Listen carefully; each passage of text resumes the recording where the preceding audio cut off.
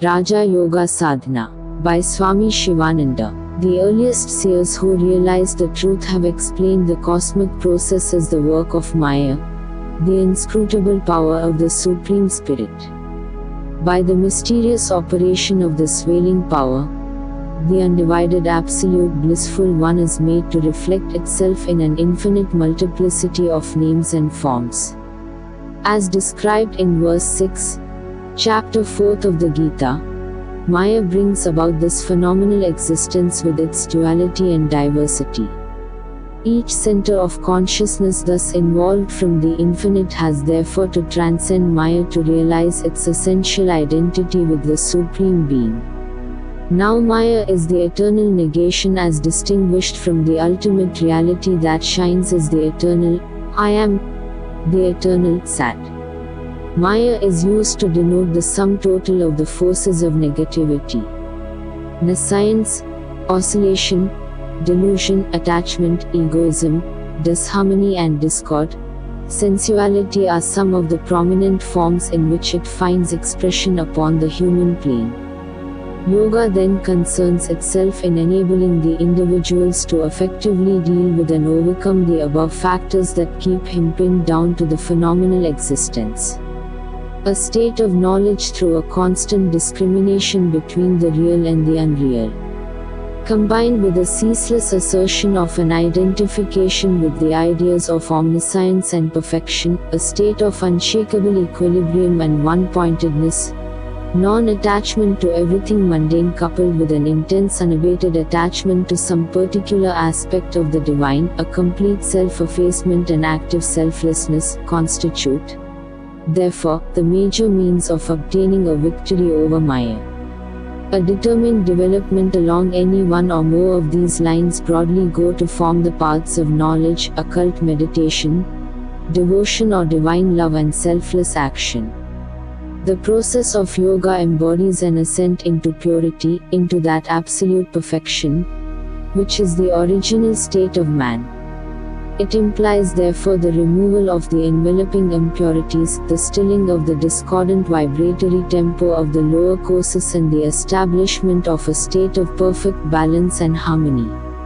Now all the above mentioned factors that bind down the jiva may be seen to be operating upon a larger scale through humanity as a whole.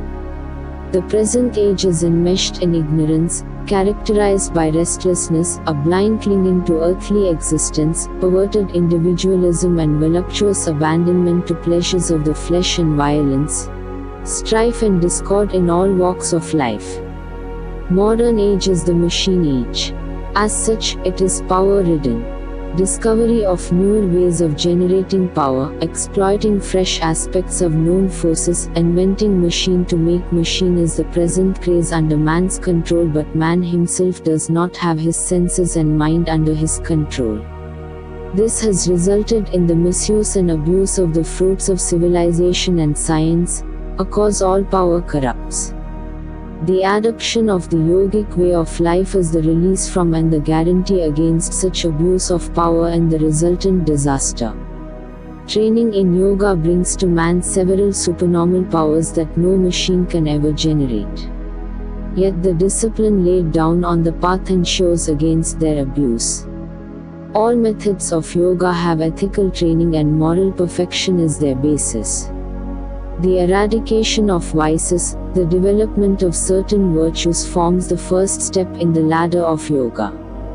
Disciplining of your nature and the formation of a steady and pure character through a set of right habits and regular daily observances is the next step. This is Yama Niyama in Raja Yoga. The acquiring of sadhana chatushte by the neophyte on the path of knowledge and the insistence upon shraddha, sadachara and self-consecration, desirelessness, sacrifice for the devotee and the karma yogi respectively have as their aim the development of character and ethical perfection. Thus the ringing in of a new world order of love and sacrifice, of cooperation and brotherhood and the realization of the ideals of universal perfection can be effected by a willing unreserved allegiance to even the initial stages of yoga. Upon this firm foundation of a well-established and virtuous moral character is built the further structure of yoga. The inherent restlessness of the mind constitutes the greatest problem to the follower of yoga. By its very nature, mind is ever outgoing. Also, it is always unsteady. The resolute turning away from earthly attachment, the determined effacement of the ego, deliberate stoppage of all inharmonious mental processes and the constant dwelling upon a single idea, all these methods require a firm control of the mind and the conscious direction of its powers towards the desired end. The greatest external manifestation of the mental impulses is physical action. Actions when repeated crystallize into habits. In course of time, habits through indulgence get incorporated as definite traits in the individual's personality. The plan of yoga science in obtaining mastery over the mind proceeds step by step most systematically, regulating and controlling first the grosser and then the subtler manifestation. Yama overcomes all vice and implants virtue. It weakens out all evil traits and implants godly qualities. Niyama regulates the habits and aims at giving the sadhaka mastery over his behavior. Instead of being a slave to habits, the aspirant now controls his conduct and develops certain habits by determined will. Next, the inherent urge to activity is checked through a sinology. By a practice of a system of steady postures, the tendency to unrestrained and aimless movements is curbed and overcome. Character developed, enabling traits acquired, old habits overcome and replaced by new ones, activity regulated and checked. Now the vagaries of the mind are next restrained by a control of its counterpart, namely the breath. This stage is pranayama. Though thoughts are checked, the mind yet continues to agitate in the form of desires and cravings. Thus, fifth limb of yoga is the withdrawal of all the centripetal sensual movements of the desire element in the mind, turning away from the external world and withdrawing the senses from the objects. Pratyahara paves the way for the sixth ring in the yogic ladder, dharana or concentration of the mind at a single point. The endrawn mind is made to fix upon any one given idea or image, technically referred to as the lakshya or object of meditation. Dharana deepened and made lengthened becomes meditation. When dhyan, meditation, is intensified and made continuous, samadhi results.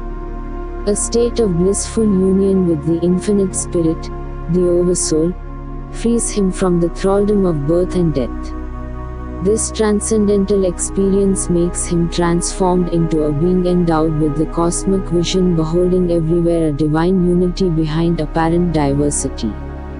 Henceforth his entire life becomes a spontaneous expression of the unhindered flow of the supreme energy through every act.